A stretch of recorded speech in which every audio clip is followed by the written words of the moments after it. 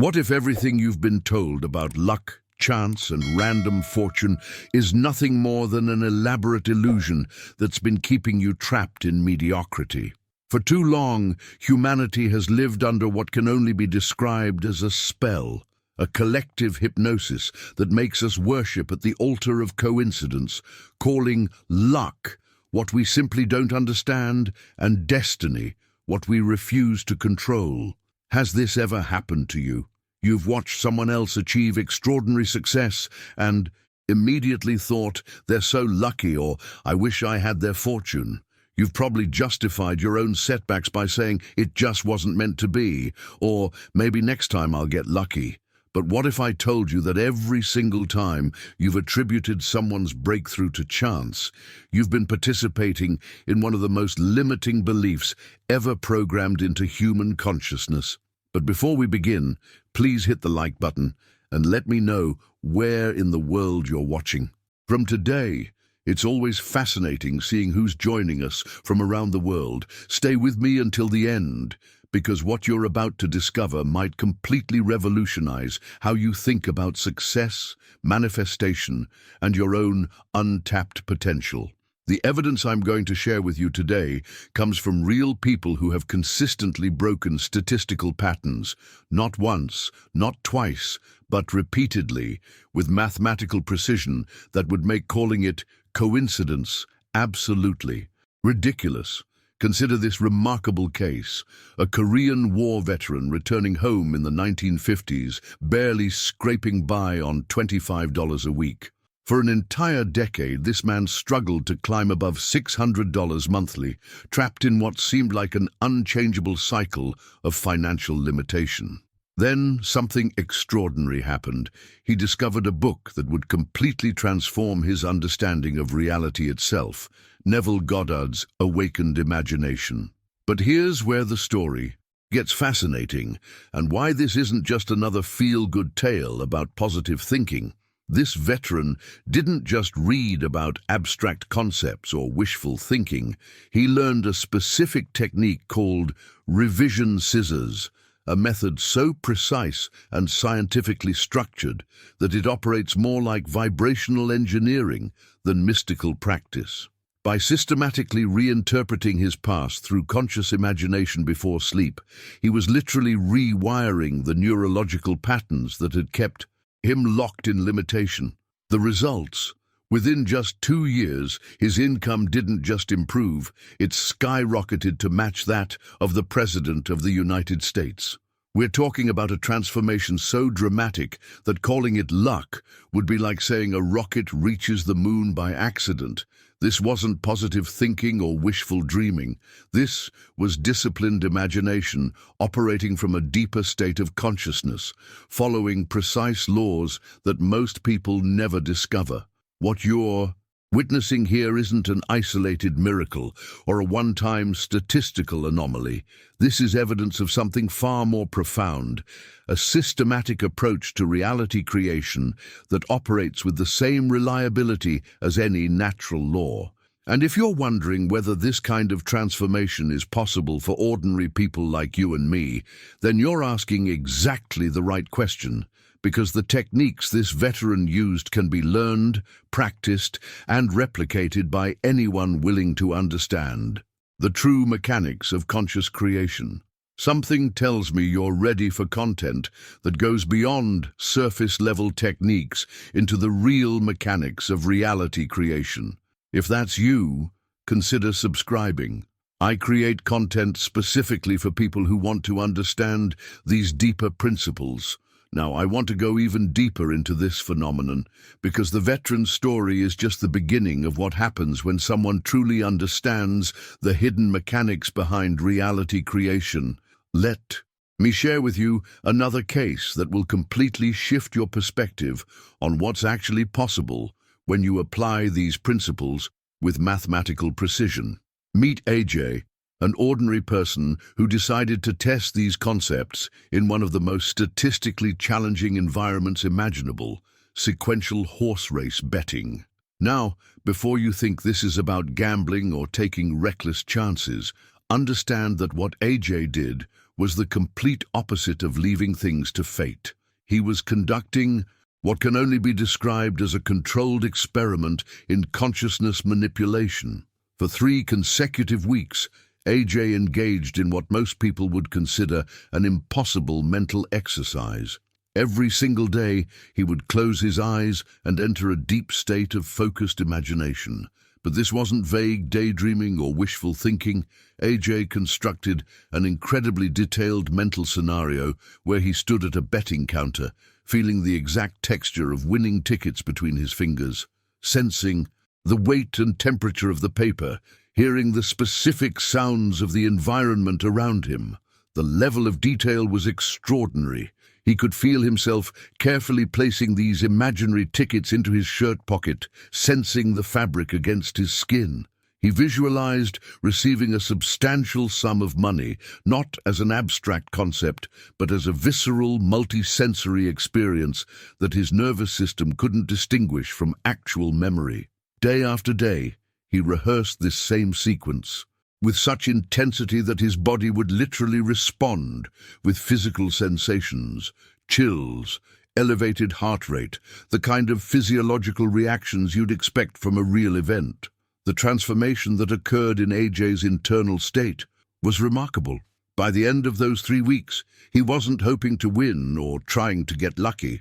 He was operating from a place of absolute certainty, as if the victory had already occurred, and he was simply remembering it.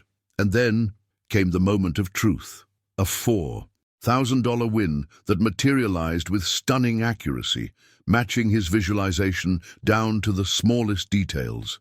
But here's what makes this story truly revolutionary and why it represents something far more significant than a lucky break. What AJ had discovered, whether he realized it or not, was what Neville Goddard called the law of reversibility, one of the most profound principles governing the relationship between consciousness and reality. Think about this for a moment. We all accept that external events naturally produce internal states. When you receive money, you feel wealthy and secure. When you achieve success, you experience confidence and satisfaction. This seems obvious and logical, but the law of reversibility reveals something that challenges everything we've been taught about cause and effect. If external circumstances can create internal feelings, then by the same natural law, authentic internal feelings can create external circumstances. This isn't positive thinking or self-help philosophy. This is recognizing that your emotional and physiological states are broadcasting a frequency that the universe responds to with remarkable consistency. When AJ spent those 3 weeks genuinely feeling the wealth and success of his imagined scenario, he wasn't pretending or faking emotions.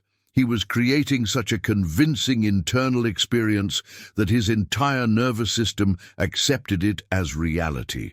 The breakthrough happens when you understand that your brain doesn't actually distinguish between vividly imagined experiences and real memories.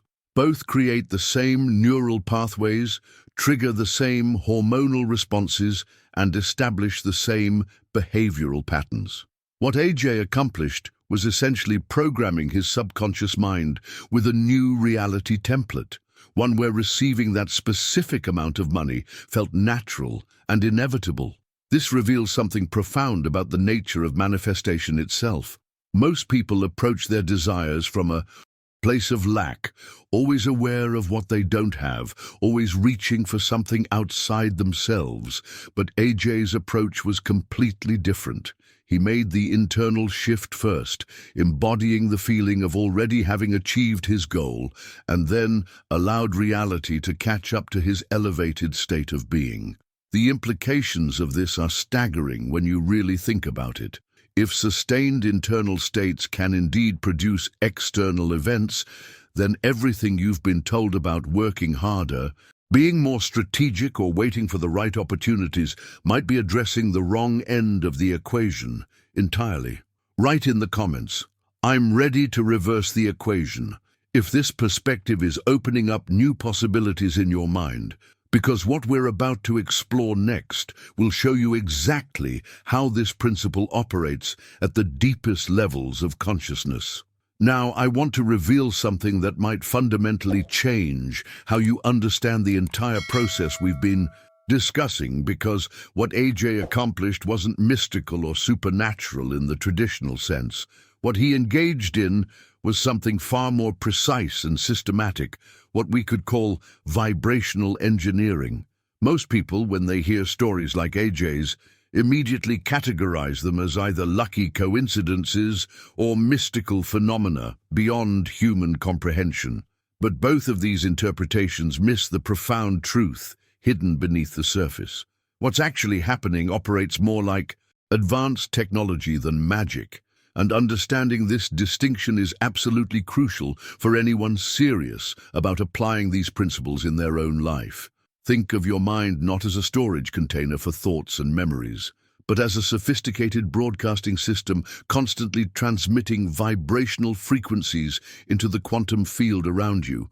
When AJ spent those 3 weeks vividly imagining his winning scenario, his mind wasn't just daydreaming, it was vibrating with such a specific frequency that it became what we could call an energetic matrix, a blueprint in a dimension more subtle than the physical realm.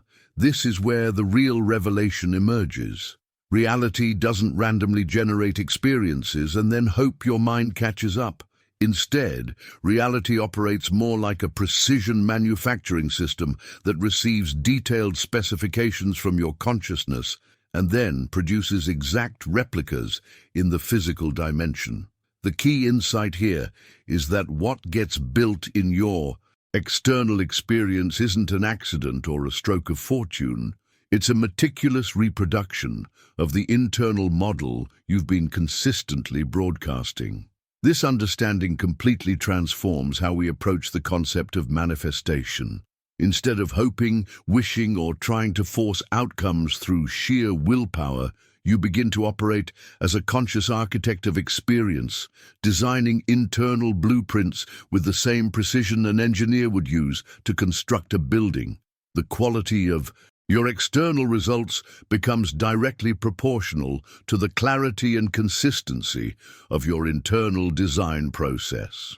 But here's where Neville Goddard's genius becomes even more apparent, because he didn't just teach people how to create new experiences, he showed them how to actually rewrite experiences that had already occurred. His revision scissors technique represents one of the most radical applications of consciousness engineering ever developed, and the implications are staggering when you truly understand what's being suggested. Every single night before sleep, Neville instructed his students to engage in a practice that most people would consider impossible. Instead of simply reviewing the day as it happened, he taught them to systematically revise events to align with their highest ideals. If someone had been rude to you during the day, you would imagine them being kind instead. If you had failed at something important, you would visualize succeeding with grace and ease. This isn't about denial or positive thinking. This is about recognizing that what we call the past isn't actually a fixed, unchangeable record. Instead, it's more like a vibrational pattern that continues to influence your present moment experience. When you revise these patterns through conscious imagination, you're not changing what happened in some external timeline. You're transforming the energetic signature that event created within your own consciousness. The profound insight here is that time itself doesn't operate the way most people assume. Rather than being a linear sequence of locked-in events, time functions more like a malleable field that responds to the quality and direction of your attention. When you place a completed event back on what Neville called the artisan's wheel, you're literally reshaping its vibrational impact and projecting that new frequency backward through your personal timeline. If you felt that spark of recognition throughout our conversation today, a like on this video would mean the world to me. It tells me these deeper investigations are serving people who are serious about transformation. The results of this practice are often immediate and surprising.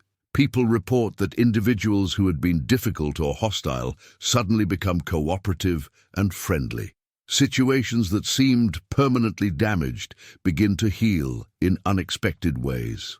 Opportunities that appeared to be lost mysteriously reappear with even better terms than originally offered. What's happening behind the scenes is that you're changing the fundamental frequency pattern that those experiences created within your consciousness. Since reality continuously responds to your dominant vibrational output, changing your internal frequency automatically shifts the external circumstances that align with that new pattern. Write in the comments, reality responds to frequency, if you're beginning to see how this systematic approach to consciousness could completely transform your relationship with time, memory, and the possibilities available in your life, because what we're about to explore will show you exactly how to implement these principles with scientific precision. Now, I want to share with you the scientific revelations that are finally catching up to what mystics and consciousness pioneers have known for centuries, because what we've been discussing isn't just spiritual theory anymore. It's being validated by cutting-edge neuroscience research that will completely change how you understand the power of your own mind. Dr. Joe Dispenza, one of the leading researchers in neuroplasticity and consciousness studies, has made discoveries that sound almost too remarkable to believe. Through extensive brain imaging and clinical studies, he's proven something that revolutionizes our understanding of reality creation. Your brain literally cannot distinguish between a vividly imagined experience and something you've actually lived through physically. Let that sink in for a moment.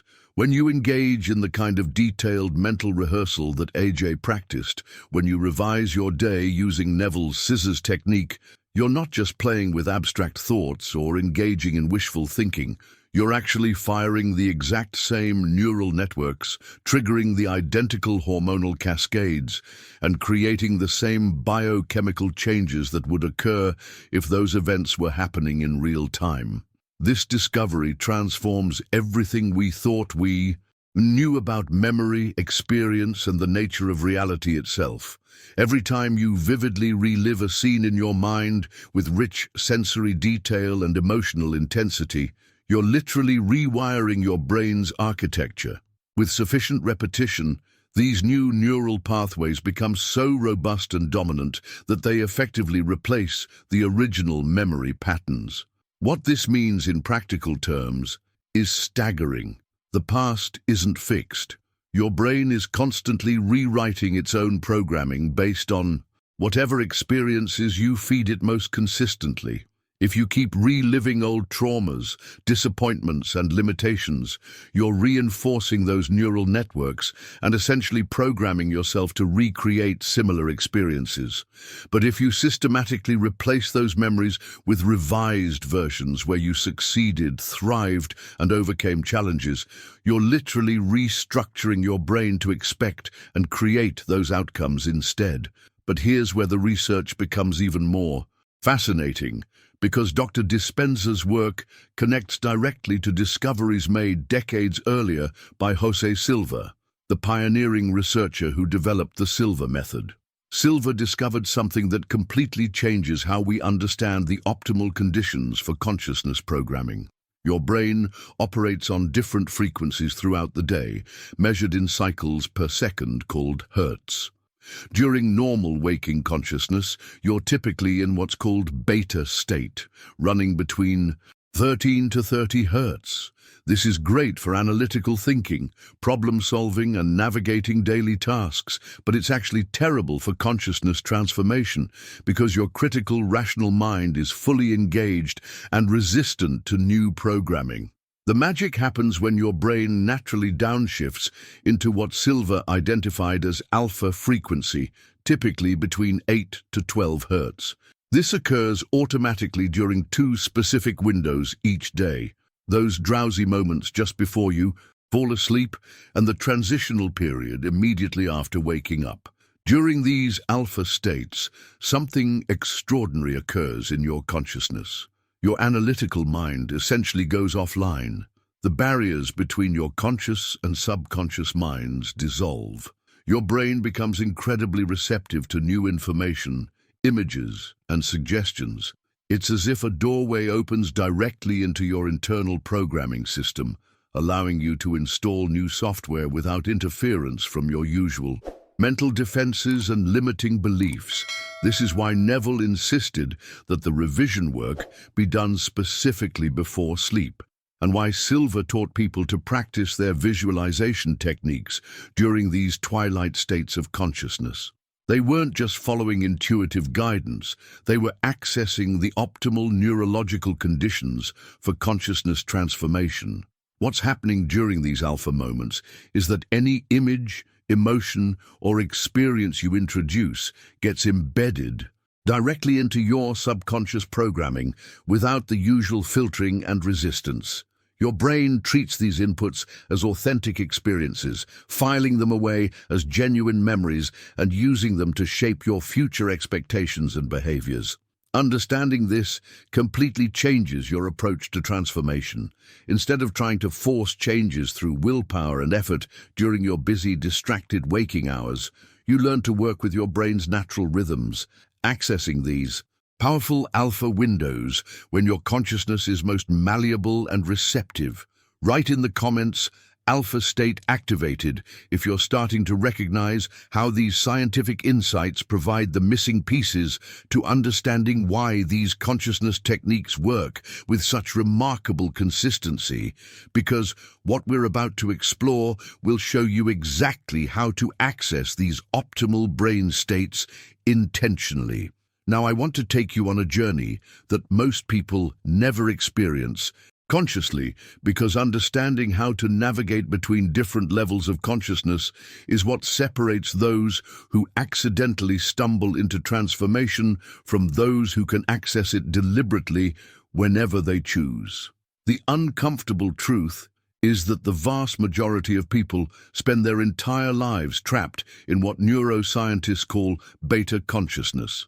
This is that familiar mental state where your thoughts jump constantly from one concern to another, where you're analyzing, worrying, planning, reacting to external stimuli, and basically living in a perpetual state of mental fragmentation. Your brain is firing between 13 to 30 cycles per second, keeping you locked in a hyperactive, survival-oriented mindset that's excellent for navigating traffic or meeting deadlines, but absolutely terrible for accessing the deeper levels of consciousness where real transformation becomes possible. Here's what most people don't realize. While beta consciousness is perfect for handling the mechanical aspects of daily life, it's also the state where miracles become impossible. In beta, you're operating from learned limitations, conditioned responses, and the same repetitive thought patterns that have been running your life for years. Your mind is too busy, too scattered, too caught up in external circumstances to access the profound creative power that lies dormant in the deeper layers of your consciousness. The real transformation begins when you learn to deliberately descend inward, moving from the chaotic surface level of beta consciousness down through the gateway of alpha, and ultimately reaching what researchers call theta state. Theta operates between 4 to 7 cycles per second, and this is where something extraordinary happens to your entire neurological system. In theta consciousness, your analytical mind essentially goes offline. The constant chatter of thoughts quiets down to a whisper. Your sense of physical boundaries begins to dissolve, and you enter what can only be described as a state of pure receptivity. Your subconscious mind becomes completely accessible, like a computer with all its security protocols temporarily disabled, ready to accept new programming without resistance. But here's the challenge that stops most people from ever accessing these profound states. They don't know how to make the transition consciously. They wait for theta to happen accidentally during meditation or just before sleep, but they never develop the specific techniques needed to enter these states deliberately and maintain them long enough to do meaningful consciousness work. If these deeper insights into consciousness and manifestation resonate with you, hit that subscribe button. I regularly explore where quantum physics meets ancient wisdom, and I think you'll find each journey as revealing as this one. This is where ancient wisdom meets modern practicality, because there are precise methods that can guide you from beta fragmentation down into theta receptivity in a matter of minutes. One of the most effective approaches involves what consciousness researchers call the concrete liquid technique. And when you understand how this works, you'll have a reliable pathway into the depths of your own transformative potential. The process begins with a simple but powerful visualization that immediately signals your nervous system to begin downshifting from its hyperactive beta state. You start by imagining a warm, dense substance, like liquid concrete or thick honey, being slowly poured over your feet. This isn't abstract visualization. You're creating such a vivid sensory experience that your body begins responding as if this were actually happening. As you feel this imaginary substance covering your feet, each muscle and nerve begins to release its tension. The weight of this symbolic material creates a profound sense of heaviness and relaxation that your nervous system interprets as a signal to begin the descent from beta toward alpha. Gradually, you visualize this warm, dense liquid ascending through your legs, and with each inch of coverage, your physical body surrenders more completely to this imagined weight. The liquid continues rising through your abdomen, your chest, your arms, until finally reaching your neck. By this point, something remarkable has occurred. Your body feels so heavy, so completely relaxed, that you begin to sink into whatever surface you're resting on. Your mind starts to decouple from its usual identification with physical tension and mental chatter. Instead of being a body with thoughts, you become pure awareness, suspended in a state of receptive presence. This transition from physical identification to pure consciousness is the doorway into theta state, where your subconscious programming becomes completely malleable and responsive to whatever experiences you choose to feed it. Write in the comments, consciousness shifting, if you can feel the potential of accessing these deeper states deliberately, because what we're about to explore will show you exactly how to use these profound levels of awareness to engineer specific outcomes in your external reality. Now, I want to reveal what happens when you successfully reach these deeper levels of consciousness, because the moment you cross the threshold into theta state, you're no longer operating as the same person who began this journey. Something profound awakens within you that most people never experience consciously, and understanding this shift is crucial for everything that follows. In theta consciousness, what scientists call your energetic body begins to emerge from beneath the layers of physical identification and mental conditioning. This isn't mystical speculation, it's a measurable neurological phenomenon where your brain's activity patterns create a completely different relationship with sensory perception and bodily awareness. You suddenly discover that you can sense your hands without moving them, feel tingling sensations and vibrant energy fields that were always present but normally drowned out by the noise of ordinary consciousness. This energetic awareness represents a fundamental shift in how you process information and experience reality. Instead of filtering everything through the analytical, word-based thinking that dominates beta consciousness, you begin operating from what researchers call pre-linguistic awareness, a level of consciousness that exists prior to thoughts, concepts, and verbal reasoning. In this state, your imagination doesn't get subjected to the usual scrutiny and criticism that normally sabotages your creative efforts. Here's the revolutionary insight that changes everything. When you're operating from this deeper level of consciousness, whatever you imagine doesn't undergo evaluation by your logical mind. It doesn't get filtered through limiting beliefs about what's possible or realistic. Instead, your subconscious mind simply accepts these imaginal experiences as authentic data and begins incorporating them directly into your structural programming. This is why the theta state represents such a powerful gateway for consciousness transformation. You're finally able to bypass the mental gatekeepers that normally prevent new possibilities from taking root in your psyche.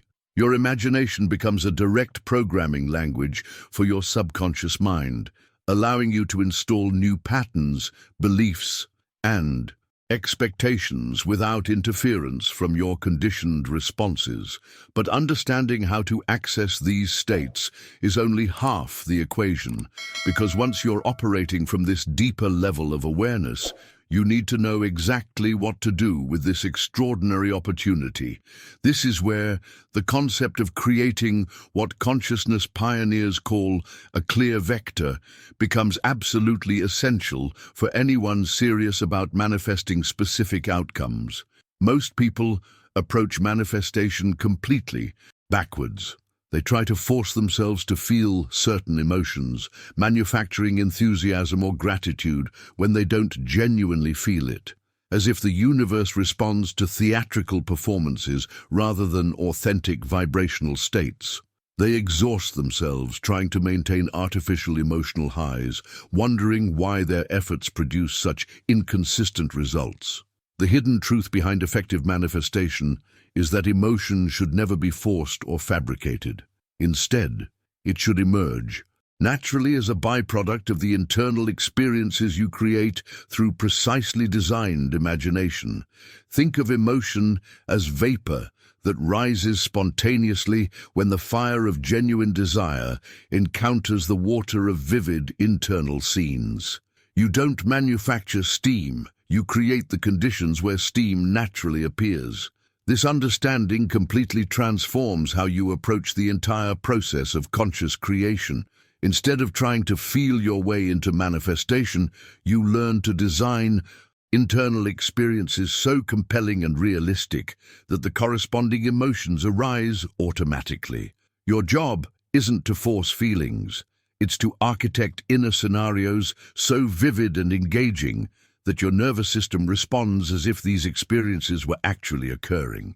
The key lies in developing what we could call precision imagination, where every scene you create has a specific emotional destination built into its very structure. When you visualize receiving that check, you're not trying to feel wealthy. You're designing the experience of counting bills, feeling paper texture, hearing bank sounds, and sensing physical sensations that naturally produce the emotional state of financial security. This approach works because your brain processes sensory-rich imagination using the same neural networks that handle actual experience. When you create sufficiently detailed internal scenes, your emotional system responds authentically, producing the genuine feelings that serve as rocket fuel for manifestation. Write in the comments "Vector Locked" if you're beginning to understand how this precision approach to imagination could completely transform your ability to create authentic emotional states that naturally align with your desired outcomes, because what we're about to explore will show you the exact techniques for designing these powerful internal experiences. Now, I want to share with you one of the most counterintuitive yet powerful techniques in the entire field of consciousness engineering, because what I'm about to reveal will completely flip your understanding of how to design effective manifestation experiences. Most people make a critical error when they attempt to visualize their desires. They focus directly on the outcome itself, imagining lottery numbers appearing on a screen, visualizing a check being handed to them, or seeing themselves achieving some specific goal. While this seems logical, it actually creates a psychological distance between you and the experience, because you're observing the manifestation from the outside rather than living it from within. The breakthrough happens when you shift your focus to what consciousness researchers call the witness event, the mundane, everyday moment that could only occur if your desire had already been fulfilled.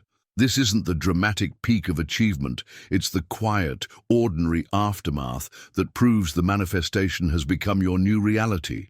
Think about this from a completely different angle. If you wanted to manifest lottery winnings, instead of visualizing the numbers on the screen or the moment of discovery, you would imagine yourself the next morning, Sitting at your kitchen table, methodically counting stacks of bills. You feel the specific texture of the paper between your fingers, the slight roughness of currency, the way the bills make that distinctive crisp sound when you shuffle them. You hear the quiet hum of your refrigerator in the background, smell the aroma of fresh coffee, and sense that profound lightness in your chest that comes from complete financial security. This witness event becomes what we could call a vibrational doorway, because it places you inside the experience of already having achieved your goal rather than hoping to achieve it. Your nervous system responds to this internal reality as if it were a genuine memory, and that neurological acceptance is what triggers the external manifestation process. But here's where most people still fall short, even when they understand the witness event concept. They create these internal scenarios using only visual imagination, essentially watching mental movies rather than constructing full sensory experiences that convince their entire nervous system of their authenticity. The hidden key lies in understanding that your brain requires multisensory input to classify an experience as real rather than imaginary. This means every witness event you create must be deliberately impregnated with information from all five senses, constructed with such detail that your body responds as if this experience were actually occurring in physical reality. Consider the sight component of your witness event. What specific visual details surround you in this scene? Are you indoors or outdoors? What kind of lighting creates the atmosphere? What colors dominate your visual field? You're not just seeing yourself counting money, you're seeing through your own eyes, noticing the wood grain of the table, the way sunlight falls across the bills, the specific denomination of each stack. If this exploration opened up new possibilities in your understanding of consciousness, go ahead and hit that like button. It helps me know this depth of content is what you're looking for. The auditory dimension adds another layer of authenticity. What sounds create the backdrop of this experience? Maybe it's the gentle tick of a wall clock, the distant sound of traffic, or the rhythmic breathing of someone sleeping nearby. Perhaps you hear your own voice quietly counting, or the subtle rustle of paper as you organize the bills into neat piles. Touch brings perhaps the most convincing element of all. Feel the temperature of the room against your skin. Sense the weight of the bills in your hands, their texture against your fingertips. Notice the feeling of the chair you're sitting in, the cool surface of the table, even the sensation of your clothes against your body as you move through this experience. Smell adds an almost magical layer of authenticity because olfactory memories are processed by the same brain regions that handle emotions and long-term memory formation. Maybe you smell that distinctive scent of new bills, the aroma of coffee brewing, or even the subtle fragrance of morning air coming through an open window. Finally, taste completes the sensory construction. Perhaps you're sipping that celebratory coffee, or you taste the slight metallic sensation that sometimes accompanies intense satisfaction. These small details convince your subconscious mind that this isn't imagination, it's memory. Write in the comments, all senses activated, if you're starting to realize how this comprehensive approach to internal experience construction could make your manifestation practices exponentially more effective, because what we're about to explore will show you exactly how to emotionally seal these multi-sensory experiences so they become permanent programming. Now, I want to reveal the critical final step that transforms these multisensory internal experiences from mere imagination into powerful manifestation programming. Because understanding how to emotionally seal your scenes determines whether you're simply daydreaming or actively reconstructing the fabric of your reality. Once you've constructed your witness event with full sensory detail, something profound must occur to lock this experience into your subconscious programming. This process resembles Closing an important envelope with warm wax. Once you've placed your carefully crafted image inside, an authentic emotional response naturally seals the entire experience, making it permanent and unshakable within your consciousness. Here's where most people sabotage their own efforts without realizing it. They think emotional sealing means forcing themselves into artificial states of excitement or manufacturing exaggerated feelings of gratitude and joy. They try to pump themselves up with theatrical enthusiasm, as if the universe responds to performance rather than authenticity. This approach not only fails to create lasting change, but actually pushes genuine manifestation further away, because forced emotions create internal resistance rather than resonance. True emotional sealing happens when your multisensory scene is so convincing, so realistic, that your body responds with spontaneous, organic emotion. This isn't manufactured euphoria or desperate hope. It's the quiet certainty that emerges when something feels completely natural and inevitable. You might experience a deep sense of peace washing over you, or a gentle joy that seems to arise from nowhere, or waves of gratitude that feel as natural as breathing. The physical signs of successful emotional sealing are unmistakable once you know what to look for. Your body might release a spontaneous sigh, as if some long-held tension has finally dissolved. Your chest might expand with a sense of lightness and freedom you haven't felt in years. Sometimes tears appear unexpectedly, not from sadness or overwhelm, but from the profound relief of finally coming home to a reality that aligns with your deepest desires. These aren't emotions you create or control. They're vibrations that arise naturally when your nervous system recognizes the truth of what you're experiencing internally. This emotional response serves as confirmation that your scene has been accepted at the deepest levels of your subconscious. Programming, where it begins operating as structural reality rather than wishful thinking. But even with perfect sensory construction and authentic emotional sealing, there's one final element that determines whether your internal work translates into external manifestation. This distinction separates those who occasionally stumble into successful manifestation from those who can create consistently reliable results. The crucial difference lies in your perspective during the experience itself. You must inhabit the scene completely, living it from the inside out, rather than observing it from the outside in. This means seeing through your own eyes, feeling sensations in your own body, hearing sounds with your own ears. You're not watching yourself count money. You are counting money. You're not observing yourself in a successful relationship. You are experiencing the warmth, connection, and joy of that relationship from within. This perspective shift might seem subtle, but it represents the difference between creating internal movies and issuing internal decrees. When you observe yourself achieving something, you're maintaining psychological distance from the experience, unconsciously reinforcing the gap between your current reality and your desired outcome. But when you fully inhabit the experience, when you collapse the distinction between imaginer and imagined, your subconscious mind processes this as authentic memory rather than fantasy. Think of it this way: external images that you observe are essentially entertainment for your conscious mind, but internal images that you inhabit become commands for your subconscious programming. Your brain doesn't store memories of watching yourself live.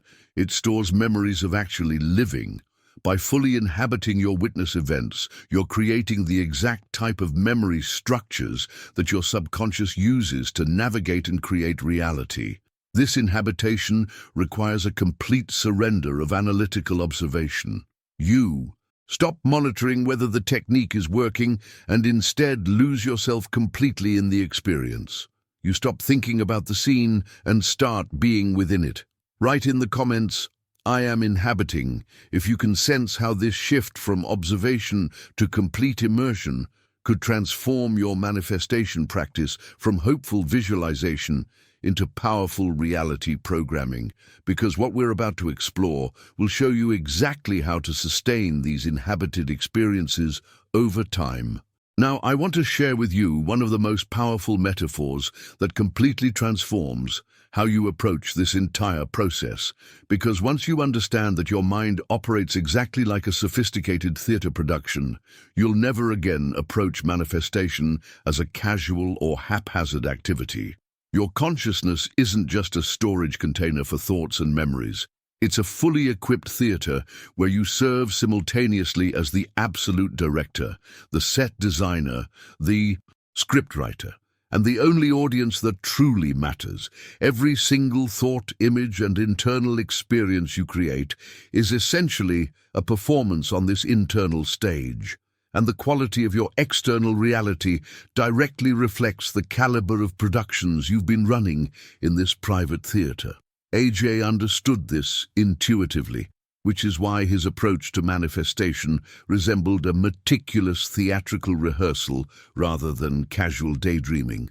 For 3 consecutive weeks, he stepped onto his internal stage every single day and performed the exact same scene with obsessive attention to detail. He positioned himself at that betting counter, feeling the specific texture of the wood beneath his hands, sensing the triumphant energy coursing through his body, experiencing the weight and temperature of those winning tickets as he carefully placed them in his shirt pocket. The level of directorial precision was extraordinary. He could feel the exact fabric of his imaginary shirt against his skin, hear the specific ambient sounds of the betting environment, even smell the distinctive aromas that would naturally accompany such a scene. This wasn't wishful thinking or casual visualization. This was professional-grade consciousness theater, where every sensory detail was choreographed with the precision of a Broadway production. What made AJ's approach so effective was his understanding that repetition with fidelity creates neurological reality. Each day, he performed the identical scene with such conviction that his nervous system began treating these internal rehearsals as authentic experiences. The breakthrough moment came when his body started responding with physical sensations, chills, elevated heart rate, spontaneous emotions, to events that existed only in his imagination. This physiological response represents the holy grail of consciousness programming, because when your body reacts with genuine sensations to internal experiences, your nervous system has officially accepted those images as real memories rather than fantasies. At that point, your subconscious mind begins operating from the assumption that these events have already occurred, automatically organizing your thoughts, behaviors, and opportunities to align with this new internal reality. But here's the crucial insight that most people miss when they attempt to replicate AJ's success. This transformation doesn't happen overnight or through casual, inconsistent practice. The neurological reprogramming that creates lasting manifestation requires what researchers call a consolidation cycle. And understanding this timing element is absolutely essential for anyone serious about achieving reliable results. Neuroscientists have discovered that it takes approximately 21 days of consistent practice to establish new neural pathways strong enough to override existing patterns. This isn't mystical numerology or arbitrary spiritual timing. It's the minimum period required for systematic reprogramming of your subconscious operating system. During these 3 weeks, your brain is literally rewiring itself, creating new synaptic connections while weakening the old patterns that have been running your life. AJ intuitively followed this biological requirement, spending 3 full weeks in what he later described as silent dedication to his internal scene. Day after day, he entered his private theater and performed the identical production with unwavering commitment. He didn't vary the script, change the setting, or experiment with different outcomes. He understood that consistency and repetition were the keys to convincing his nervous system that this new reality was not only possible, but inevitable. By the end of those 3 weeks, something profound had occurred in AJ's consciousness. His body no longer differentiated between the fictional scene he'd been rehearsing and actual lived experience. The internal theater had become so convincing that his entire neurological system operated from the certainty that he had already achieved his goal. This wasn't positive thinking or hopeful visualization. It was complete nervous system acceptance of a new reality template. Write in the comments theater director activated if you're beginning to understand how this systematic approach to internal rehearsal could transform your relationship with possibility and manifestation. Because what we're about to explore will reveal the scientific mechanisms that explain exactly why this theatrical approach produces such consistent results. Now, I want to reveal what happens during that extraordinary moment when your internal theater production finally materializes in physical reality, because this transition from invisible imagination to tangible evidence represents one of the most profound and misunderstood aspects of the entire manifestation process. When AJ finally received that $4,000 check from subjective experience to objective reality, this wasn't just a financial reward, it was living proof that the universe had been responding to his internal patterns all along, waiting for his consciousness to maintain a stable enough frequency to anchor the manifestation in physical form. Most people treat such moments as lucky breaks or fortunate coincidences, completely missing the profound spiritual and scientific significance of what has actually occurred. They cash the check, celebrate briefly, and then return to their old patterns of thinking and being, essentially throwing away one of the most valuable tools for future manifestation they could ever possess. But AJ instinctively understood something that consciousness researchers are only beginning to recognize. Physical evidence of successful manifestation possesses what we could call consolidation power that extends far beyond its material value. That check wasn't just money, it was a tangible anchor, a physical reminder that his internal creative process had successfully interfaced with the quantum field of possibilities and produced measurable results. This type of evidence, when handled with conscious awareness, transforms from a simple reward into what advanced practitioners call a witness object. A witness object serves as a bridge between the invisible realm where creation begins and the physical dimension where it manifests. It's proof that the gap between imagination and reality isn't as vast as most people believe.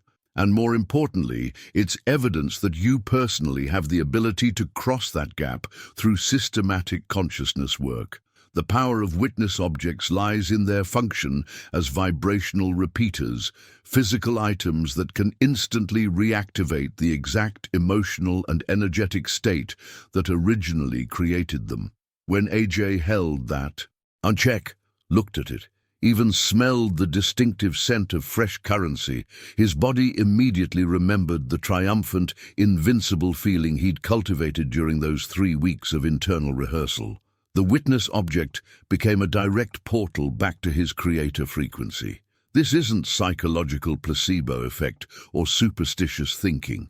It's sophisticated understanding of how consciousness and matter interface through what quantum physicists call entanglement.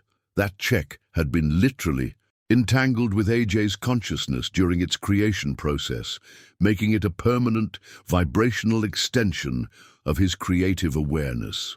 Every time he interacted with it, he was essentially recharging his manifestation capacity and reinforcing the neural pathways that had produced the original success.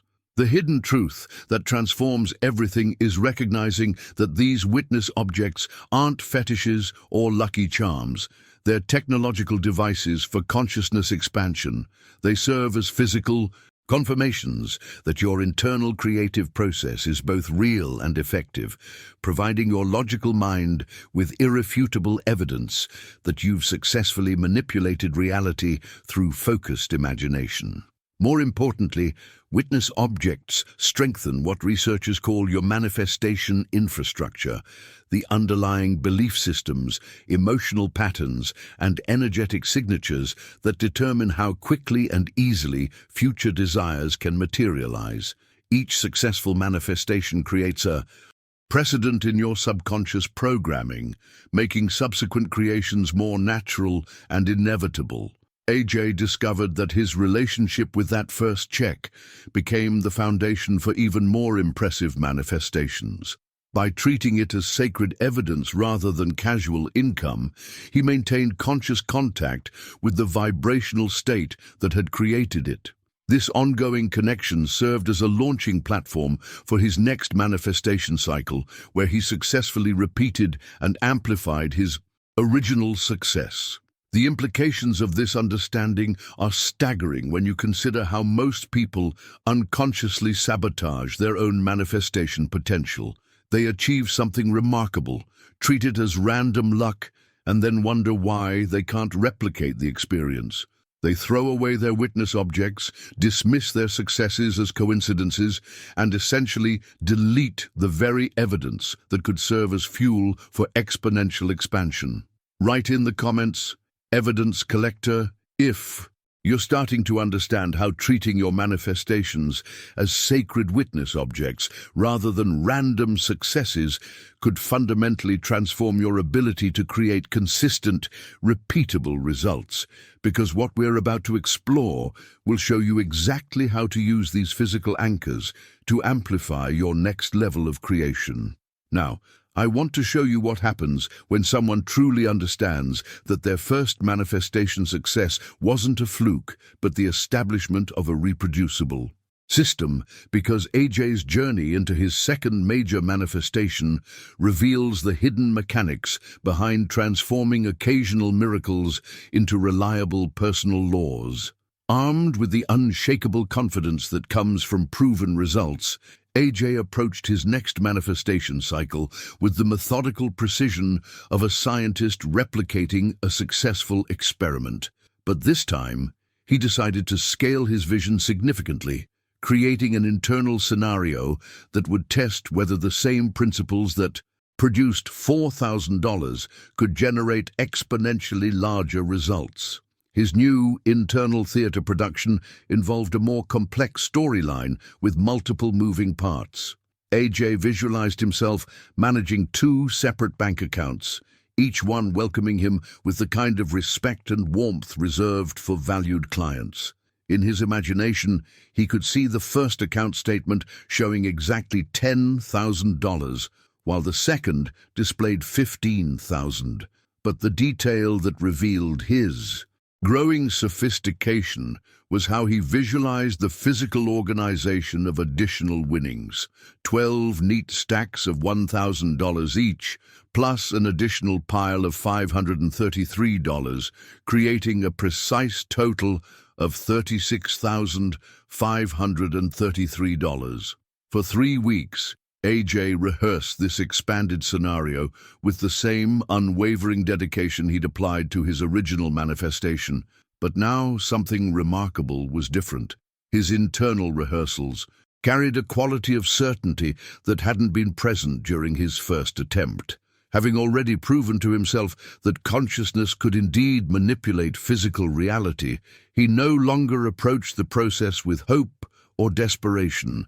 He operated from absolute knowing. The results exceeded even his elevated expectations in a way that demonstrates something profound about how successful manifestation creates momentum for even greater manifestations. Through what appeared to be a simple mistake, accidentally purchasing duplicate betting tickets, AJ found himself with multiple winning combinations that produced not just the $36,000 he'd visualized, but nearly $88,000 in total winnings. This wasn't random amplification or beginner's luck striking twice. What occurred reveals a fundamental principle about how consciousness interfaces with the quantum field of possibilities. When you've successfully established a vibrational pattern through proven results, that pattern doesn't just repeat, it reverberates and amplifies, creating outcomes that often exceed your original projections. The profound transformation that occurred in AJ's experience represents the moment when manifestation stops being an extraordinary exception and becomes what consciousness researchers call operational doctrine. When identical internal conditions produce similar external results repeatedly, you've moved beyond the realm of coincidence into the territory of discoverable law. This shift from exception to replicability is what separates those who occasionally stumble into manifestation from those who can access it as a reliable tool for reality creation. AJ's second success wasn't just another lucky break. It was confirmation that he had identified and could systematically activate specific mental and emotional patterns that produce predictable physical outcomes. Here's the revolutionary insight that changes everything about how you approach personal transformation. When any phenomenon can be consciously replicated under controlled conditions, it ceases to be magic and becomes science.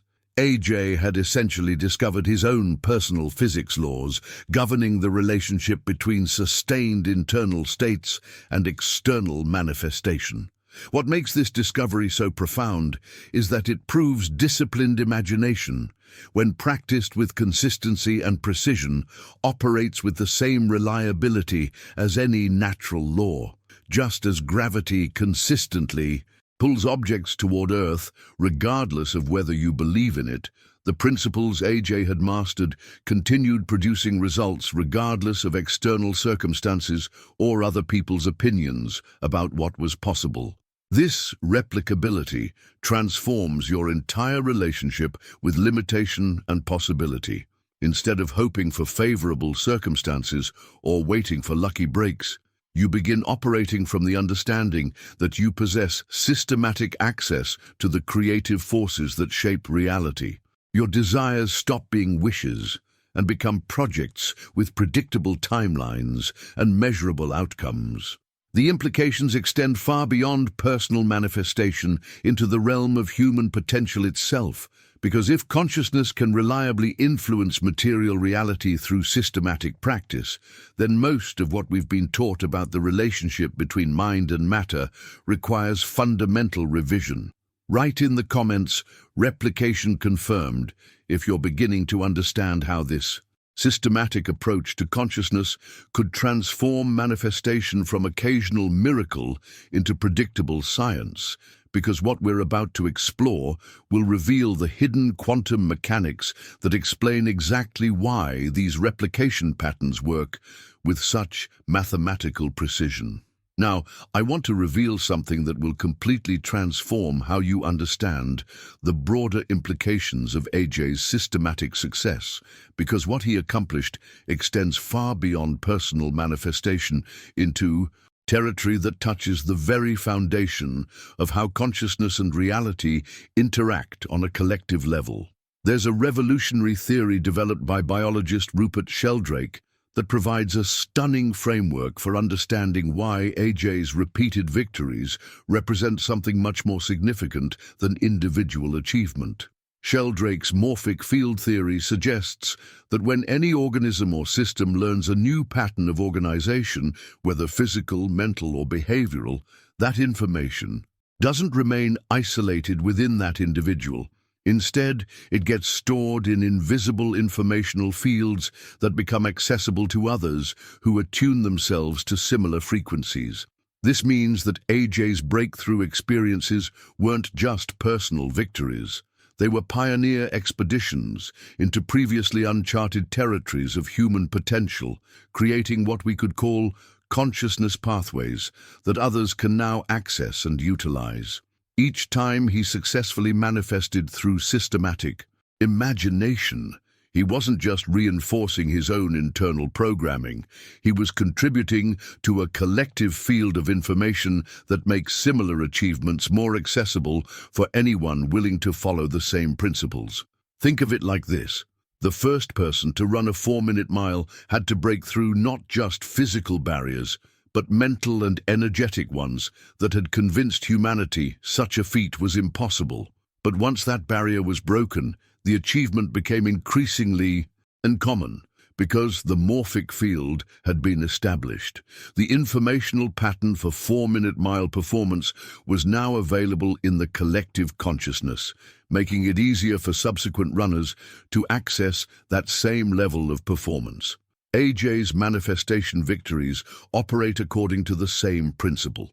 By proving that systematic imagination can reliably produce specific material outcomes, he's essentially carved energetic pathways through the field of collective limitation, creating access routes that weren't available before his breakthrough experiences. Every person who now applies these same principles doesn't have to start from scratch. They can tap into the morphic field that AJ helped establish through his pioneering work. But here's where AJ's approach reveals an even deeper level of sophistication that most people completely miss when they attempt to replicate his success. His visualization didn't end with the moment of receiving money. It extended into what we could. He called the administrative phase of wealth management, and this distinction is absolutely crucial for anyone serious about creating lasting abundance. AJ understood intuitively that manifesting money without creating an internal structure to contain and organize it would be like trying to hold water in a basket. Abundance requires what consciousness researchers call a vibrational home, an internal framework of order, dignity, and intentional stewardship that signals to the universe you're prepared to handle larger and larger flows of prosperity. In his visualizations, AJ didn't just imagine receiving money, he imagined methodically organizing it into 11 precise stacks of $1,000 each, plus that additional pile of $533, all arranged on a table with meticulous care and attention. This wasn't obsessive-compulsive behavior. It was sophisticated understanding that wealth consciousness requires systematic organization at both the internal and external levels. The profound insight here is that chaos repels abundance while order attracts it. When your internal money management systems are scattered, anxious, or disorganized, you're essentially broadcasting a frequency that tells the universe you're not ready to handle significant financial flow. But when you cultivate internal patterns of careful organization, respectful stewardship, and dignified administration, you create the energetic infrastructure that can support increasingly substantial manifestations. This principle extends beyond money into every area of manifestation. Whether you're creating health, relationships, career opportunities, or any other desired outcome, the universe responds to your internal capacity for organization and stewardship. If you can't maintain order in your imagination, you'll struggle to maintain order in your physical reality. AJ's approach reveals that true manifestation mastery involves becoming a conscious architect, not just of the initial creation, but of the entire system that will contain, protect, and multiply what you've brought forth. Write in the comments, infrastructure ready, if you're beginning to understand how this systematic approach to internal organization could create the foundation for sustainable, expanding abundance, rather than temporary financial windfalls, because what we're about to explore will show you exactly how to construct these internal management systems. Now, I want to share with you some profound wisdom that bridges ancient spiritual teachings with modern manifestation principles, because understanding the deeper purpose behind wealth creation determines whether your manifestations become lasting blessings or temporary distractions from your true path. The biblical parable of the talents reveals something revolutionary about how abundance operates in the spiritual economy of the universe. In this story, a master entrusts different amounts of money to 3 servants before departing on a journey. 2 of the servants immediately invest their talents, multiplying them through confident action and strategic expansion. But the 3rd servant, paralyzed by fear of loss, buries his talent in the ground for safekeeping. When the master returns, he doesn't praise the cautious servant who preserved what he was given. He rewards those who had the courage to activate their gifts and multiply them through bold engagement with possibility. The hidden teaching here is that wealth consciousness requires what we could call confident circulation rather than fearful hoarding. Those who approach abundance from a mindset of scarcity and protection have already lost vibrationally, because fear-based energy repels the very prosperity they're trying to preserve. The Widow of Sarepta story provides an even more radical illustration of how true abundance consciousness operates. During a severe famine, this woman has only a handful of flour and a small amount of oil remaining, barely enough for one final meal before facing starvation. When the prophet Elijah asks her to prepare food for him first, using her last resources, she faces an impossible choice between self-preservation and generous service. Her decision to act from faith rather than fear, to give rather than hoard, creates what can only be described as a supernatural container that never empties. Throughout the entire famine, her flour and oil supply themselves continuously, not because she accumulated more resources, but because she established the energetic pattern of confident abundance through generous action. These ancient teachings reveal something profound about the relationship between consciousness and manifestation that AJ discovered through his own journey. After his remarkable $80,000 success, he could have easily fallen into the trap of endless accumulation, using his newfound manifestation skills to pursue increasingly larger personal gains without deeper purpose or meaning. Instead, AJ made a choice that transformed him from someone who could manifest money into someone who could manifest meaning. He used his financial victory to ensure his family's well-being, not as a reactive gesture motivated by fear or obligation, but as a conscious project that aligned his manifestation abilities with a purpose larger than personal satisfaction. This decision represents a crucial evolution in manifestation mastery that most people never reach because they become intoxicated by their ability to create material outcomes and forget to ask the deeper questions that determine whether their success serves their highest good or simply feeds their ego's endless appetite for more. The transformation occurs when you shift from asking, "What do I want to manifest?" to asking, "What desires serve something greater than my personal satisfaction?" This isn't about denying your individual needs or suppressing your legitimate aspirations. It's about elevating your manifestation frequency so that whatever you create automatically contributes to the well-being of others while fulfilling your own authentic desires. When your manifestations are aligned with dharmic purpose, actions that serve the natural order and contribute to collective elevation, they carry a different quality of energy that makes them more sustainable, more fulfilling, and paradoxically more abundant than manifestations driven purely by personal ambition. AJ discovered that manifesting from service consciousness doesn't limit your ability to create wealth. It amplifies it exponentially because you're now working in harmony with the fundamental creative principles that govern the universe rather than swimming against them through purely self-centered desires. This alignment creates what spiritual traditions call right action, where your personal fulfillment and universal service become inseparable aspects of the same creative expression. Your manifestations stop being about getting something from the world and become about giving something meaningful to it through the channel of your unique gifts and circumstances. Write in the comments, purpose aligned, if you're beginning to understand how this shift from personal acquisition to dharmic service could transform your manifestation practice from ego gratification into soul expression, because what we're about to explore will show you exactly how to identify and activate your own dharmic frequency.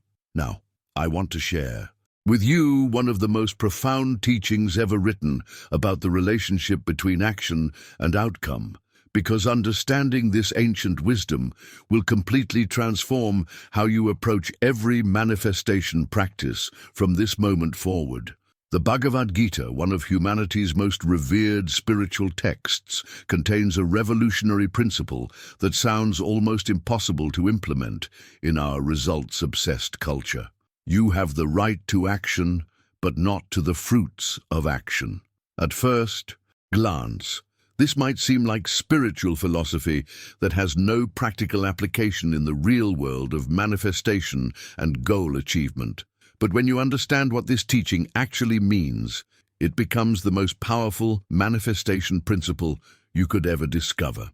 The hidden truth embedded in this ancient wisdom is that the moment you become attached to controlling outcomes, you actually push those outcomes further away through the energetic frequency of desperation and need. When you visualize, create internal scenes, and practice consciousness techniques from a place of anxious attachment to results, you're operating from ego consciousness rather than dharmic alignment, and ego consciousness always creates resistance in the manifestation process. True manifestation mastery emerges when you learn to take inspired action, including the action of systematic imagination, not because you're trying to force specific results, but because that action feels aligned with your soul's deepest purpose and natural expression. You visualize not because you're desperate for money, but because abundance consciousness is part of who you're meant to become. You practice these techniques not because you're trying to escape your current circumstances, but because conscious creation is how you're designed to interact with reality. When you operate from this dharmic frequency, something extraordinary happens to your entire manifestation process. Results stop being anxious, objectives that you chase and worry about, and they become inevitable consequences that flow naturally from your elevated state of being. You're no longer trying to get something from the universe, you're expressing something through the universe, and that expression automatically attracts the experiences, resources, and opportunities that align with your authentic purpose. But here's where most people make a critical error when they attempt to apply these profound principles in their daily lives. They try to jump immediately into massive manifestations without developing what we could call their spiritual manifestation muscle through consistent practice with smaller, more manageable objectives. This is like attempting to bench press 300 pounds without ever having lifted weights before. Your nervous system isn't prepared for the energetic requirements of large-scale reality manipulation because it hasn't been trained to recognize and sustain the consciousness states that make manifestation possible. The breakthrough approach that transforms everything involves what advanced practitioners call daily micro-manifestations, small 24-hour objectives that serve as proof-of-function tests for your developing consciousness abilities. Instead of trying to manifest $1 million or a perfect relationship right away, you start with objectives like finding an empty seat on a crowded subway, receiving that delayed payment you've been expecting, or having someone you need to reconnect with reach out to you spontaneously. These might seem like trivial exercises, but they're actually the most sophisticated consciousness training you could possibly engage in. Each successful micro-manifestation accomplishes something profound in your nervous system programming. It provides concrete evidence that your internal states can indeed influence external circumstances, gradually replacing decades of conditioning based on effort, chance, and external merit with new programming based on consciousness, intention, and vibrational alignment. When you consistently practice these daily micro-manifestations, something remarkable begins happening in your relationship with possibility itself. You start developing what we could call manifestation confidence, not the desperate hope that maybe these techniques will work, but the quiet certainty that comes from repeatedly witnessing your consciousness interact with reality in measurable ways. Your nervous system begins operating from the assumption that you can influence circumstances through internal focus and emotional alignment. This foundational shift in your core programming creates the stable platform from which larger manifestations become not just possible, but natural and inevitable. Write in the comments micro-manifestation ready if you can sense how this systematic approach to building manifestation confidence through daily practice could transform your entire relationship with possibility and personal power, because what we're about to explore will reveal the specific quantum mechanics that explain exactly why these small exercises create such profound shifts in your reality creation capacity. Now, I want to reveal the hidden scientific principle that explains why these seemingly small daily practices create such profound transformation in your manifestation capacity, because understanding this will completely change how you think about the relationship between consciousness and physical reality. The universe operates on a frequency response system that doesn't distinguish between what you consider big manifestations and small ones. From the perspective of quantum mechanics and consciousness interaction, manifesting a subway seat operates according to the exact same principles as manifesting $1 million. The only difference lies in your internal resistance patterns and the clarity of your vibrational transmission, not in the complexity of the request itself. This understanding transforms your entire approach to manifestation practice, because it means every single micro-manifestation success is actually a full-scale demonstration of your consciousness interfacing with the fundamental creative forces of reality. When you successfully manifest that empty parking space or receive that unexpected phone call, you're not accomplishing something trivial. You're proving to your nervous system that you can consciously participate in reality creation at the quantum level. Each apparent coincidence becomes a data point in an emerging pattern that gradually reprograms your subconscious operating system. Your body begins learning through direct experience that what you imagine with sufficient clarity and sustain without internal contradiction tends to occur in physical reality. This isn't wishful thinking or selective perception. It's systematic evidence gathering that builds what we could call manifestation momentum. The profound transformation occurs when you accumulate enough of these small successes that your nervous system shifts from hoping these techniques might work to knowing they do work. This confidence creates a stable platform of certainty from which larger manifestations become accessible, not because you're trying harder, but because you're operating from an upgraded belief system about what's possible through conscious intention. But understanding why this process works requires diving into some of the most revolutionary discoveries in modern physics, particularly the work of Eugene Wigner, the Nobel Prize-winning physicist who proposed something that sounds almost mystical but has profound implications for consciousness-based reality creation. Wigner suggested that in quantum systems, particles exist in what's called superposition, essentially hovering in a cloud of multiple potential states simultaneously, until the moment a conscious observer makes a measurement. At that instant, what physicists call wave function collapse occurs, and the particle chooses one definite state from all the possibilities that existed before observation. This discovery implies something extraordinary about the role of consciousness in determining physical reality. If conscious observation can collapse quantum possibilities into definite outcomes at the subatomic level, then what happens when you apply vivid, emotionally charged imagination to larger-scale probability fields? When you practice the kind of detailed internal rehearsal that A.J. mastered, when you create those multisensory witness events we discussed earlier, you're essentially functioning as a quantum observer operating in advance of physical manifestation. Your imagination, when it reaches sufficient sensory and emotional depth, becomes what we could call radical pre-observation of events that haven't yet occurred in the physical dimension. The scene you're visualizing hasn't happened materially, but it has been lived in the physical dimension.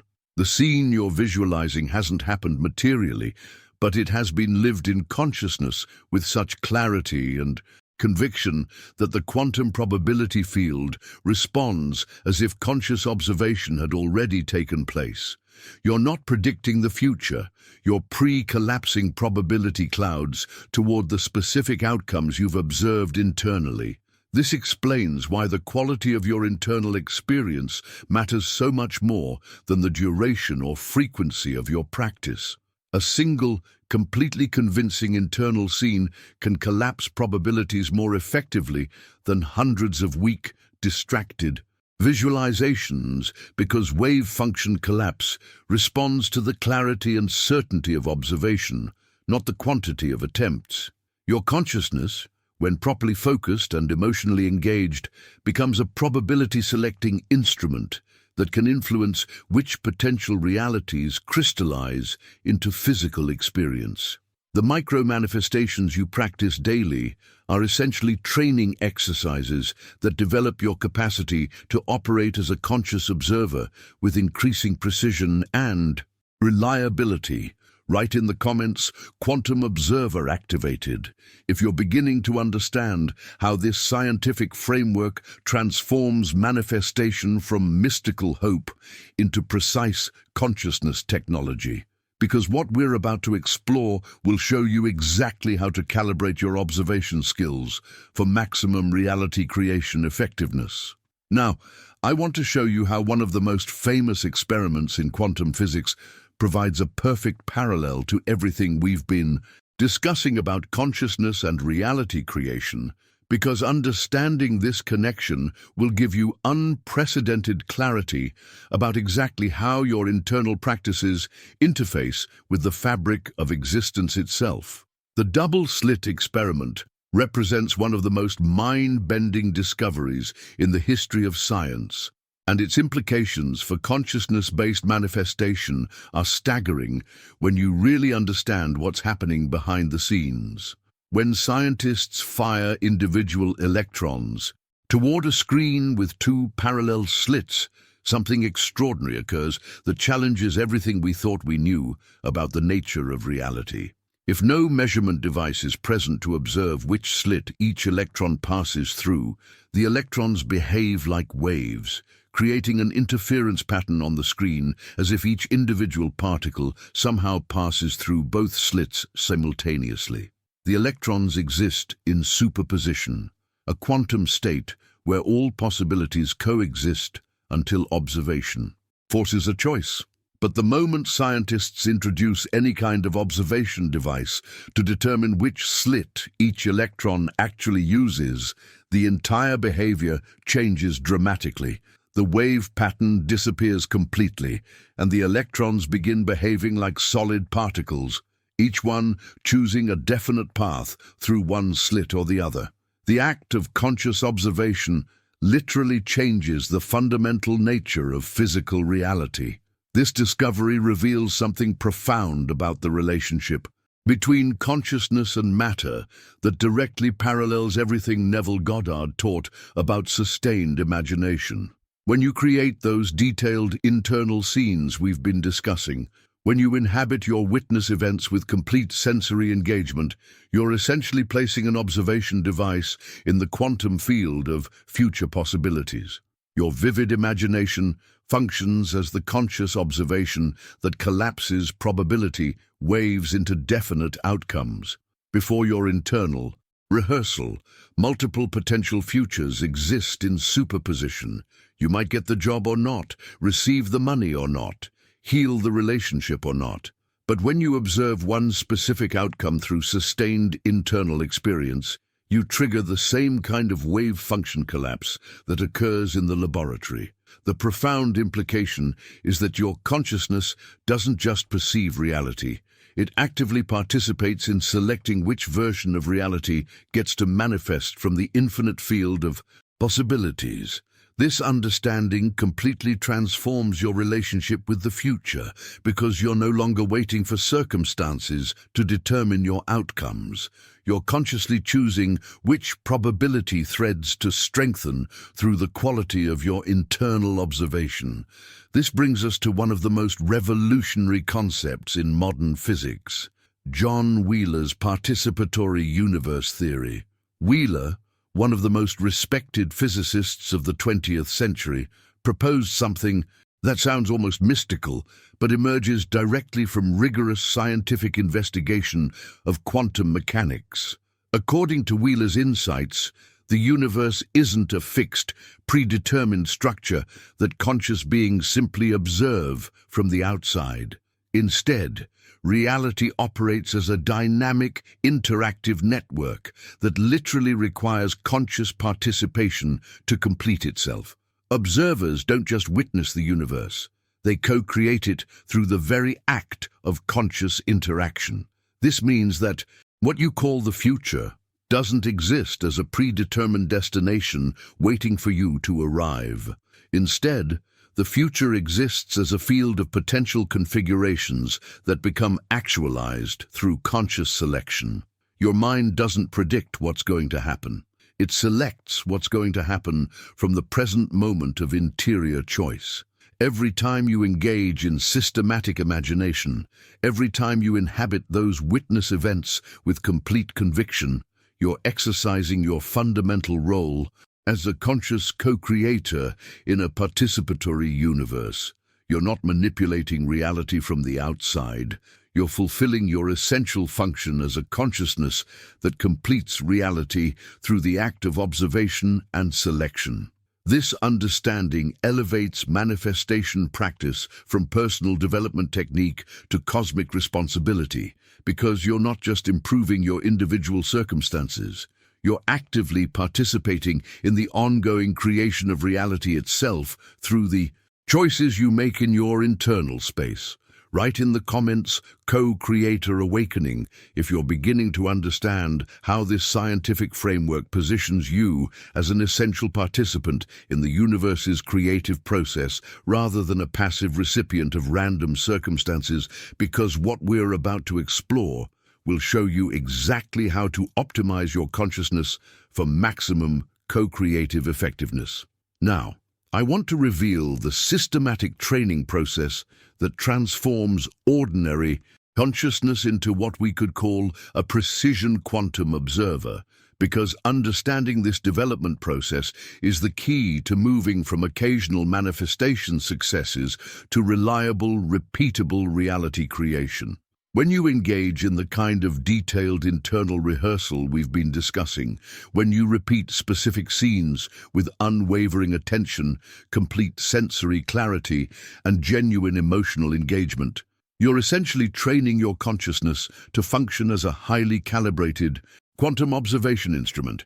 Each repetition strengthens your ability to maintain focused awareness on chosen outcomes, while simultaneously building the emotional certainty that makes those outcomes inevitable. This training process operates much like developing any sophisticated skill. A master pianist doesn't become virtuosic through casual practice, but through thousands of hours of deliberate, focused repetition that eventually creates neurological pathways so robust that complex performances become effortless. Your consciousness develops the same kind of mastery when you systematically practice sustained internal observation of specific scenarios. The profound transformation occurs when your repeated practice reaches a threshold where your internal declarations start carrying the same authority as verified memories. At this point, you're no longer hoping or wishing for outcomes. You're essentially telling the quantum field of reality, "This is my chosen result among all possibilities. This is the probability path that must collapse into physical manifestation. This is the experience I declare real before it occurs in external form." The universe, operating as a mirror-like reflection system, responds to this maintained vibrational declaration with startling precision, not because you're forcing anything, but because you've achieved the quantum observer status that naturally triggers wave function collapse toward your specified outcomes. Your consciousness becomes the measurement device that determines which possibilities crystallize into experience. But mastering this quantum observer capacity requires more than just focused visualization sessions. It demands a complete restructuring of how you end each day and prepare for the profound consciousness states that become available during sleep. This is where ancient spiritual wisdom intersects with cutting-edge neuroscience to create what we could call an evening liturgy for consciousness transformation. Every single day concludes not with whatever external activity happens to fill your final waking hours, but with a deliberate internal review process that actively reshapes the vibrational signature of your accumulated experiences. Before sleep, when your mind naturally begins sliding from the analytical frequencies of beta consciousness toward the receptive states of alpha and theta, you have access to a window of extraordinary transformative potential. During this transition period, you systematically examine the day that's ending, but not as a passive observer reviewing what occurred. Instead, you become an active editor, using what Neville called the pruning scissors of revision to rewrite moments of tension, conflict, or disappointment. Every difficult conversation gets revised to flow with harmony and understanding. Every setback gets transformed into a stepping stone toward your desired outcomes. Every experience that left you feeling diminished gets rewritten to leave you feeling empowered and aligned. This isn't denial or fantasy, it's sophisticated understanding that the emotional and vibrational impact of your daily experiences continues influencing your future manifestations until you consciously transform that influence. By revising your day before sleep, you're essentially preventing negative experiences from creating momentum towards similar future experiences. Following this revision process, you engage in what we could call proactive gratitude, appreciation not just for what occurred during the day, but for the manifestations that are already in motion toward you, guided by the internal work you've been doing consistently. This gratitude functions as an energetic seal that maintains the frequency alignment necessary for continued manifestation momentum. Finally, you practice directed sleep by choosing a specific scene that represents your desired outcome and inhabiting it completely as you drift into unconsciousness, allowing your subconscious mind to work with that chosen reality throughout the night's restoration cycle. Write in the comments, "Evening practice activated," if you can sense how this systematic approach to ending each day could transform your sleep from passive recovery time into active manifestation amplification. Because what we're about to explore will show you exactly how to construct morning practices that set the foundation for each new day's creative potential. Now, I want to show you how the foundation of each new day becomes the launching platform for everything you've been learning. Because understanding how to harness the unique consciousness opportunities available at dawn will complete the cycle that transforms sporadic manifestation into systematic reality creation. Every single morning presents you with what amounts to a blank canvas for consciousness painting, a fresh probability field where the previous day's limitations have been dissolved by sleep, and your awareness emerges renewed and receptive. The first few minutes after awakening represent one of the most powerful windows for consciousness programming available in your entire 24-hour cycle, yet most people squander this opportunity by immediately diving into reactive patterns of checking messages, reviewing problems, or starting their day from whatever mood happened to survive their sleep cycle. The transformation begins when you claim those first 5 minutes as sacred time for intentional reality design. This isn't about lengthy meditation sessions or complex spiritual practices. It's about establishing what we could call a morning mass for consciousness alignment that sets the vibrational foundation for everything that follows. The practice begins with brief reading from manifestation material, not for entertainment or information gathering, but as a deliberate act of frequency alignment. Just a few paragraphs from Neville Goddard, a short section from consciousness research, or even reviewing your own previous success stories serves to remind your awakening mind of the principles you're working with and the reality you're actively creating. This reading functions like tuning fork that brings your consciousness into resonance with creative possibility rather than allowing it to default into survival-oriented thinking. Following this alignment reading, you engage in what research has proven to be one of the most effective breathing techniques for nervous system coherence. The 4-7-8 pattern, inhaling for 4 counts, holding for 7, and exhaling for 8, creates immediate physiological changes that shift your autonomic nervous system from stress response into what scientists call heart rate variability coherence, a state where your entire biological system operates in harmonious synchronization. This breathing practice isn't just relaxation, it's technological preparation for consciousness work, creating the optimal neurological conditions.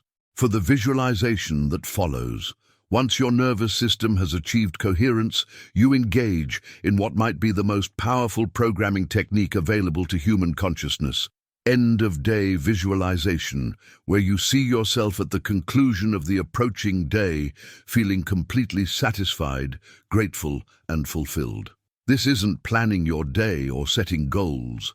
It's pre-living the emotional signature of perfect completion, programming your subconscious to actively seek experiences throughout the day that will generate those feelings of satisfaction and accomplishment.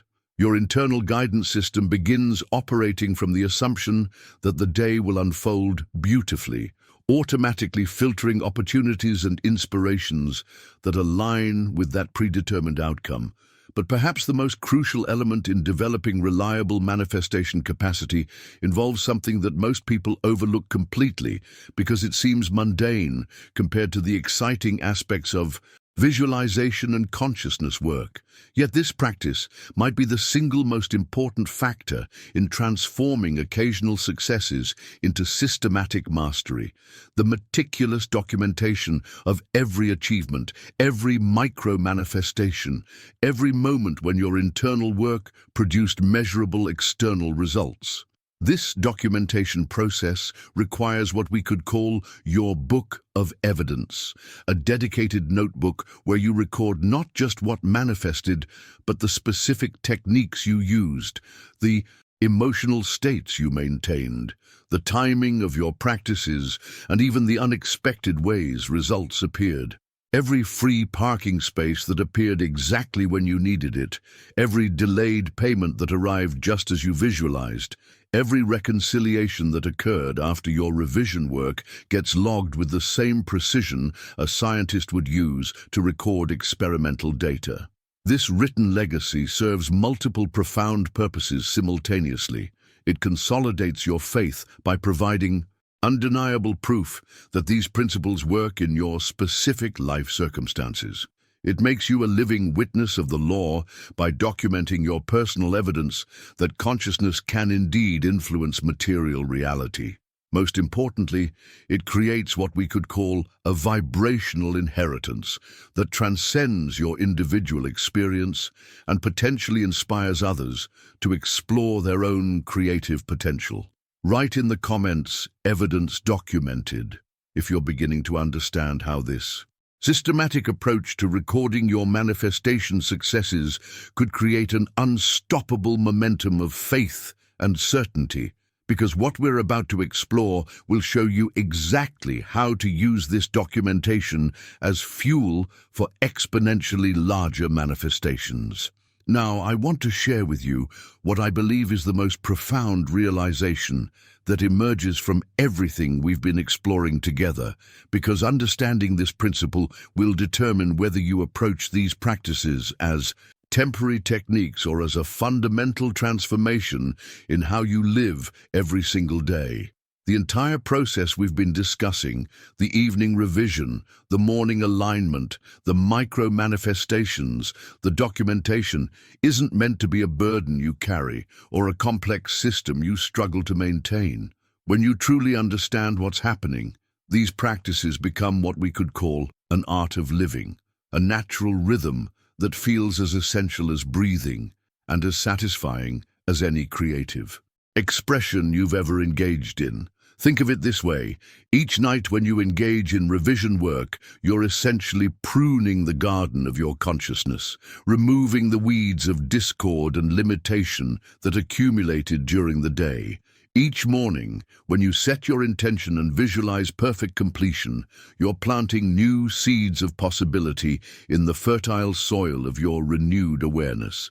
This isn't work in the traditional sense, it's gardening at the level of consciousness itself. Through this daily rhythm of pruning and planting, you gradually transform from someone who hopes for favorable circumstances into what we could call the priest of your own destiny.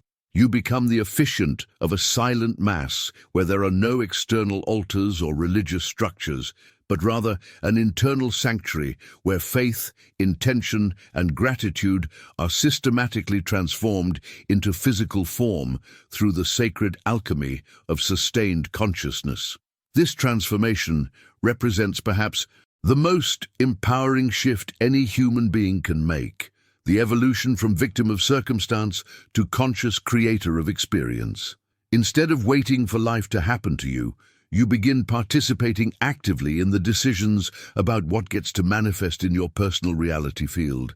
This brings us to what might be the most revolutionary understanding of all. Reality itself operates as a vast probability field where infinite possibilities exist simultaneously, and consciousness serves as the selecting mechanism that determines which of these possibilities collapse into actual experience. You're not living in a fixed, predetermined universe where you're condemned to whatever random events happen to occur. You're living in a dynamic, responsive field of pure potential that continuously offers you choices about what kind of experiences you want to activate.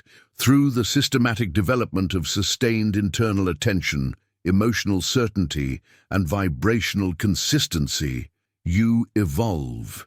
From being a passive recipient of random events into an active participant in reality's ongoing creation.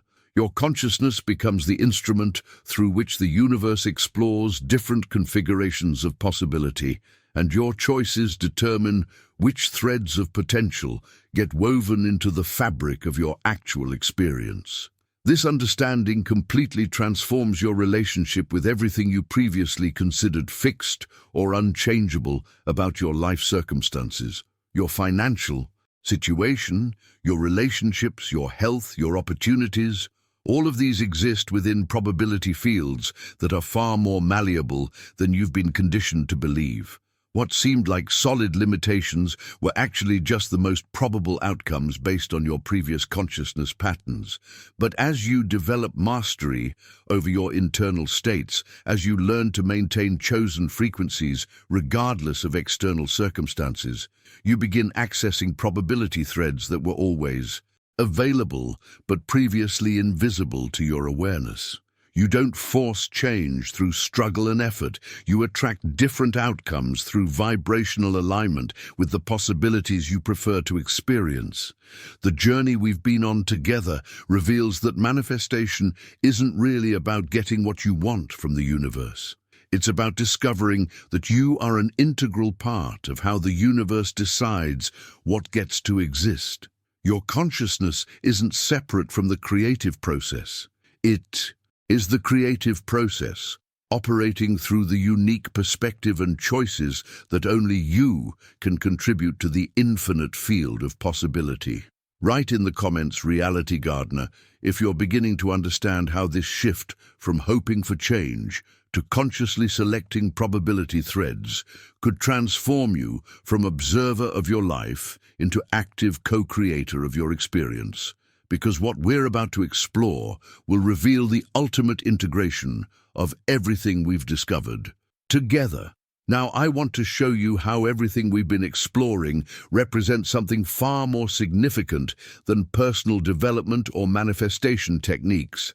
It's actually the convergence of humanity's most advanced scientific discoveries with its most ancient spiritual wisdom, revealing truths about the nature of reality that have profound implications for how you understand your role in the universe.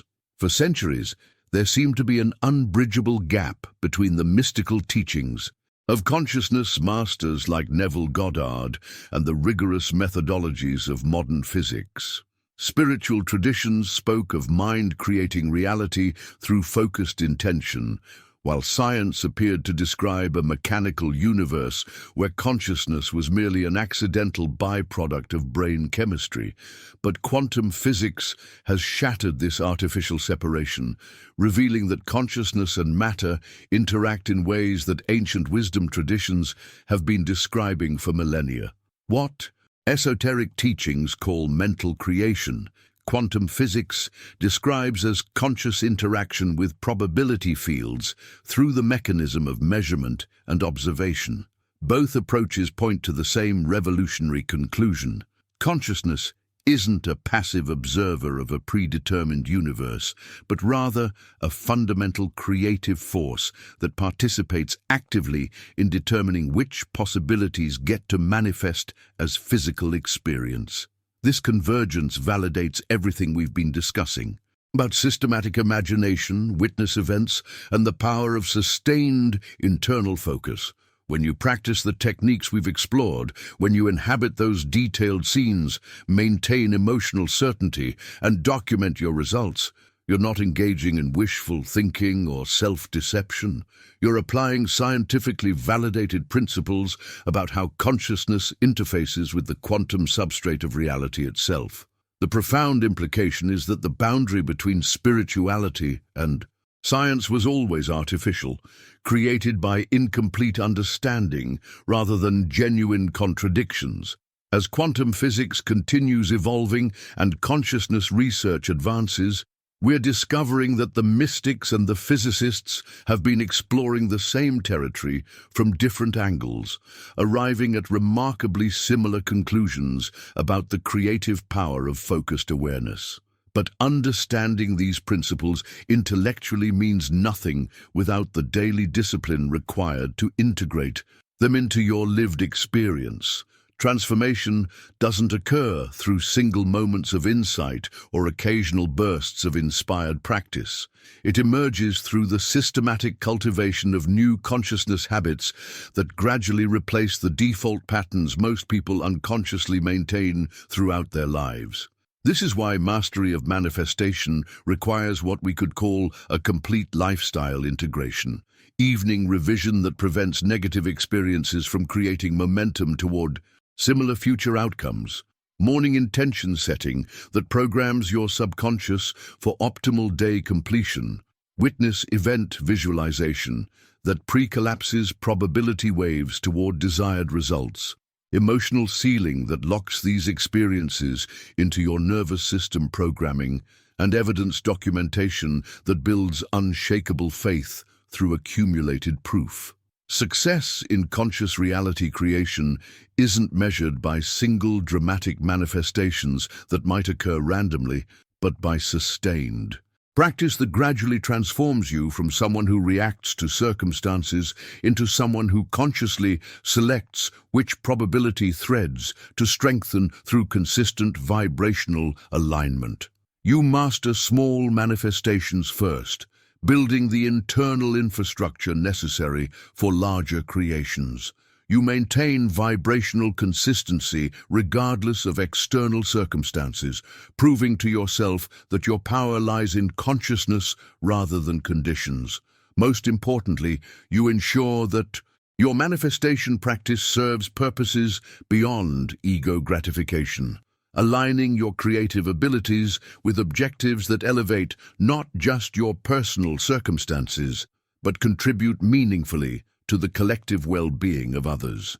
This alignment with dharmic purpose creates what we could call manifestation sustainability, where your successes generate energy for even greater accomplishments rather than depleting your spiritual resources through purely self-centered objectives. Through this integrated approach, you complete the ultimate transformation from victim of circumstance to conscious creator of experience, operating not through desperate hope or magical thinking, but through systematic application of principles that bridge ancient wisdom with cutting-edge science. Write in the comments integrated practice if you can sense how this convergence of spiritual wisdom and scientific understanding creates an entirely new foundation for approaching every aspect of your life as conscious creation rather than random occurrence, because what we're about to explore will reveal how to scale these principles beyond personal manifestation into collective transformation. If you've made it this far in our journey together, something tells me you're exactly the kind of person who's ready to move beyond hoping for change and start systematically creating it. The fact that you've stayed with me through quantum physics, consciousness research, and ancient wisdom means you understand that what we've been exploring isn't just theory. It's a practical roadmap for transforming how you interact with reality itself. I've been sharing these deeper insights about consciousness and manifestation because I believe there are people out there who are ready for this level of understanding, people who want to move beyond surface-level techniques into the profound mechanics of how reality actually works. If that describes you, then I'd love to have you join this community by hitting that subscribe button. The content I create goes deep into these territories, where science meets spirituality, where ancient wisdom converges with modern discovery, and I think you'll find each exploration as revealing as this one has been. Leave me a comment saying, "This message was meant for me," if you feel like this conversation found you at exactly the right moment in your journey. I read every comment, and there's something powerful about acknowledging when information arrives, precisely when you're ready to receive it. And if you felt that connection we've been building throughout this exploration, if these insights sparked something that feels like recognition rather than just learning, go ahead and give this video a like. It helps me understand that this depth of content resonates with people who are serious about conscious creation. There's a video right here that takes these principles even deeper into the practical application of everything we've discussed. Click and continue with me over there, because what you're about to discover will show you exactly how to implement these consciousness techniques in ways that create measurable results in your daily life. I think you're going to find it's the perfect next step in this journey we're taking together.